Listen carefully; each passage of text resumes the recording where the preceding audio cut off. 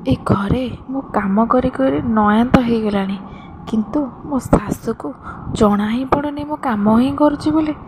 କାମ କରିକି ଆସିବି ଟିକେ ବସିଦେବି, ନା ତ ଖାଲି ଦିନ ରାତି ଖାଲି ବସିଲା ଆଉ କେତେବେଳେ କାମ କଲା।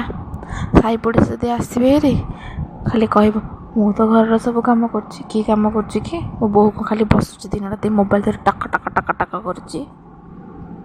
କ'ଣ କହିବି ବୁଢ଼ୀ ଲୋକଟାକୁ? କାମ ତ କରୁଛି ମୁଁ ନିଜେ, ପ୍ରଶଂସା ପାଉଛି ବୁଢ଼ୀ। ଏଇନା ବୁଢ଼ୀ ଡାକିବ, ଆଲୋ ବୋହୂ ଚା ହେଲାଣି କି ନାହିଁ? ସେ ରୁମ୍ରେ ଟିକେ ବସୁ ବସୁ ଚାହା, ଟାଇମ୍ କି ଟାଇମ୍ ଦରକାର ଚାହା ବୁଢ଼ୀକି, ନହେଲେ ମରିଯାଉଛି ବୁଢ଼ୀ ଆଉ। ବୋହୂ ଚା ହେଲାଣି କି ନାହିଁ? କେତେ ସମୟ ଲାଗିବ? ସେ ରୁମ୍ରେ ବସି କ'ଣ କରୁଛୁ ତୁ? ମୋବାଇଲ ଟକ ଟକ କରୁଛୁ ବୋଧେ?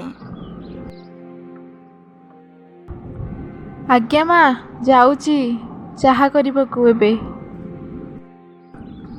ଆଲୋ ବୋହୂ, ତୁ ଚାହା କରିନୁ? କେତେବେଳକୁ ଦେବୁ ମୋତେ ଚାହା? ଦିନ 10ଟା ଆସିକି ଚାହା ଦେବୁ ବୋଧେ? ଜଲ୍ଦି ଚାହା ନେଇକି ଆସ।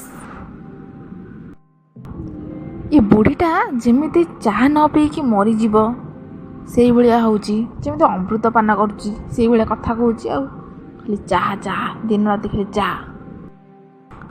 ଜାଣିଲ ମା, ଚାହାଟା ଦେଇଦେ, ନହେଲେ ବୁଢ଼ୀ ହେଇନା ରଙ୍ଗ ବହୁତ କାଢ଼ିବ, ଗେରେ ଗେରେ ଗେରେ ଗେରେ ଗେରେ ଗେରେ ଦିନ ଯାକ ହେଇନା ହବ।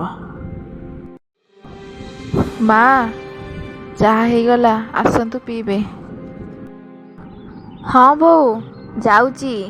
ଚାହା କରିଦେଲୁ, ଏତେ ଶୀଘ୍ର କାହିଁ କଲୁ? ଆଉ ଡେରି କରୁନୁ ଟିକେ?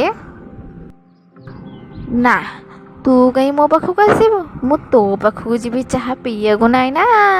ଚୁପଚାପ ଆସ ମୋ ପାଖକୁ। ଏ ବୁଢ଼ୀ ଖଣ୍ଡକ ଚାହା ହେଉଛି ନା? ଇଚ୍ଛା ତ ହେଉଛି ଚାହାରେ ବିଷ ଔଷଧ ମିଶାଇ ଦିଅନ୍ତି। ନା, ରାଗିଲେ କ'ଣ ହବ? ଚାହା ତ ମୋତେ ଦବାକୁ ହିଁ ପଡ଼ିବ। ଯାଏଁ ଦେଇଁ ଚାହା। ଏ ବୁଢ଼ୀ ଆସିକି ଚାହା ଟିକେ ନେଇଗଲେ ହଅନ୍ତାନି? ନା, ଚାହା ନବନି, ମୁଁ ଦବାକୁ ଯିବି, ଯାଇକି ପିଇବ। ନ ନେଲେ ଆଦେଶ ପରେ ଆଦେଶ, ଆଦେଶ ପରେ ଆଦେଶ ଖାଲି ଦବ ବୁଢ଼ୀ।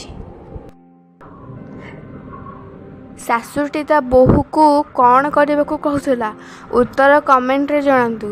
ଆଉ ଆପଣମାନଙ୍କୁ ଯଦି ଆମର ଓଡ଼ିଆ ଦେଶୀ କାର୍ଟୁନଟି ଭଲ ଲାଗିଥାଏ, ତାହେଲେ ଲାଇକ୍, ସେୟାର, ସବସ୍କ୍ରାଇବ୍ କରିବାକୁ ଭୁଲିବେ ନାହିଁ। ଜୟ ଜଗନ୍ନାଥ।